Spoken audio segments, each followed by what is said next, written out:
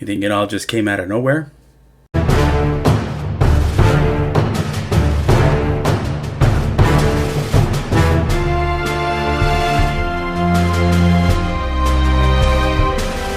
Welcome to my channel, KC. That's me, Carrie Chug, the Sledge Storyteller, here to talk about the wonderful world of storytelling and open up discussion about how we can tell the best stories we can. Talking about all things Halloween, the real facts, not that necessarily quash our perspective, but cast a different light on the holiday to encourage thinking outside the box in our storytelling.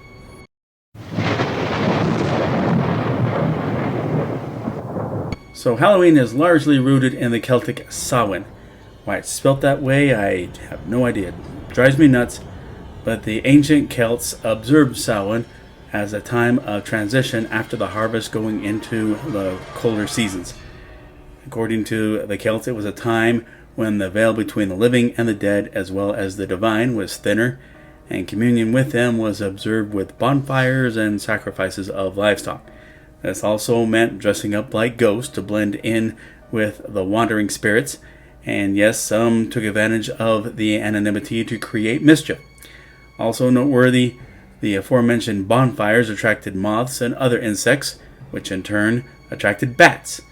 Perhaps a good setting of the Celts dealing with the supernatural, bringing in an especially harsh threat on one particular Samhain, opens it up for a very interesting and compelling, potentially awesome story.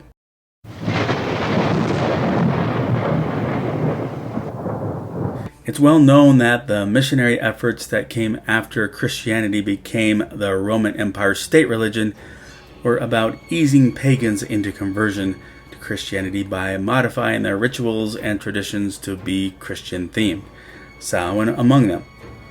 It would still be about communing with the dead, only it would involve prayers for the dead who were stuck in purgatory, somewhere between heaven and hell, according to Catholics, to find their way into heaven.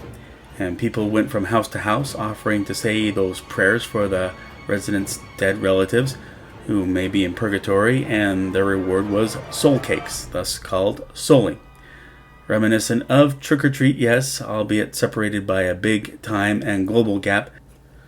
Unclear if one had any influence on the creation of the other, but all this was part of the transition between October and November.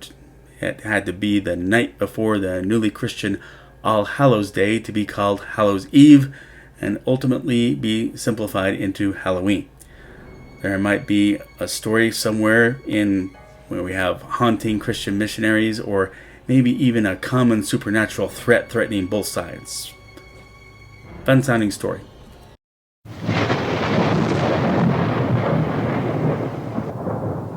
Now, I'm not talking about ghost stories or any medieval version of Mike Myers or Jason. It's ironic how casual witches get depicted as go-to forms of varying degrees of evil, ranging from magical prankster to vengeful, dark-clad sorceress. But probably nobody in the Middle Ages wants to do anything witch-like to anyone, and the tragic witch hunts were about taking action on mere suspicion or ratting out someone who you saw as a threat or even a mild annoyance. As I mentioned last week, that kind of paranoia also spilled into hunting down people who were believed to be werewolves. Our current perception of both witches and werewolves are simple incarnations of evil, and I'm not going to fuss over that use of them. It's just a whole new thing to understand the dark historical background to all that. The Salem witch trials alone have been seen as the setting for storytelling across the genre spectrum: horror, drama, comedy, all forms, movies, TV, books. But when you look at the whole story there, I think there are many levels of things to draw from to make interesting, compelling, maybe tragic stories.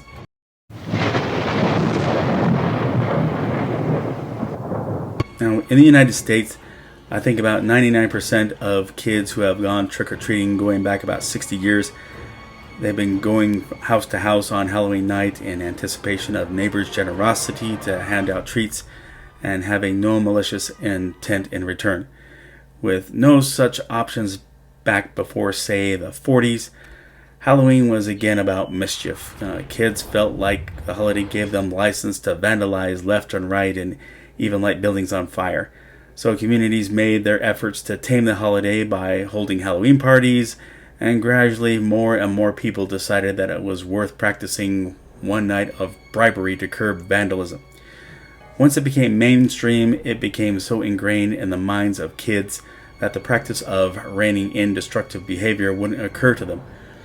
While I'm sure there have been exceptions, an undecorated house on Halloween night with the lights out normally just gets passed over by trick-or-treaters instead of getting vandalized out of retribution over non-participation. But back in the 40s, non-participation was a dice roll over whether your windows would stay intact or be all over the front porch. But I do think there's a story somewhere there, or that could be told, about vengeful trick-or-treaters, a comedy about a group of kids holding their own mobocracy, or defiant homeowners and their house fortifications on Halloween night.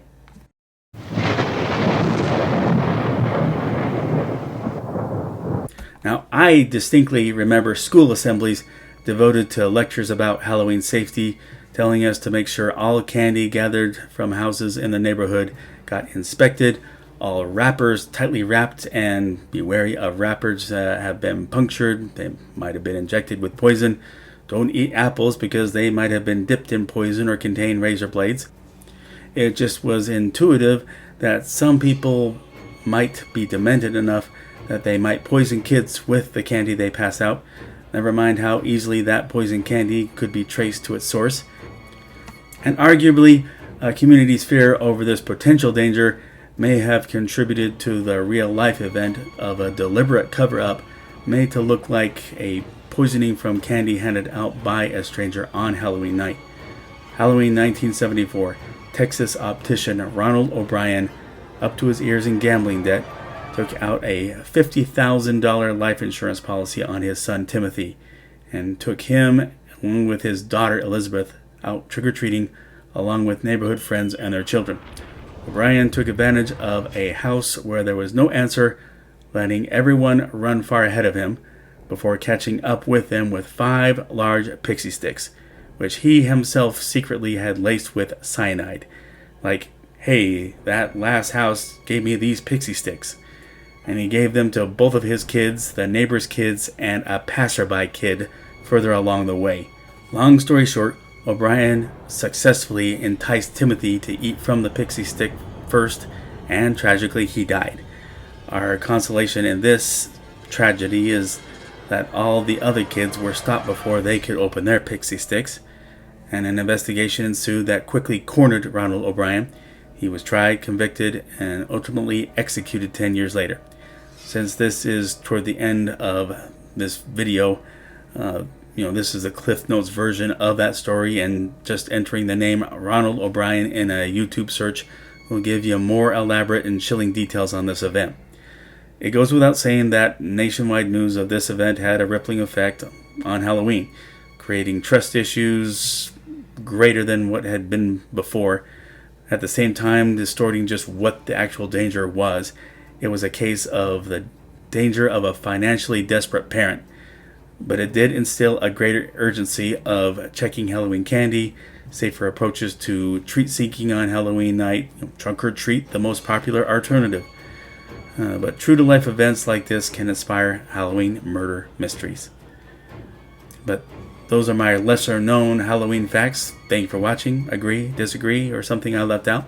Please let me know in the comment section. If you like this video, please click like. If you like this channel, please click subscribe or follow me on Instagram.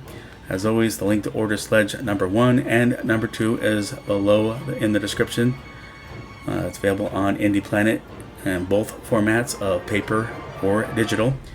Or Sledge number 1 is available in both formats on Kindle. Sledge number 3 still underway. It can't be that fast because this can't be our only jobs. I have to respect Tiago. This has to be his side hustle.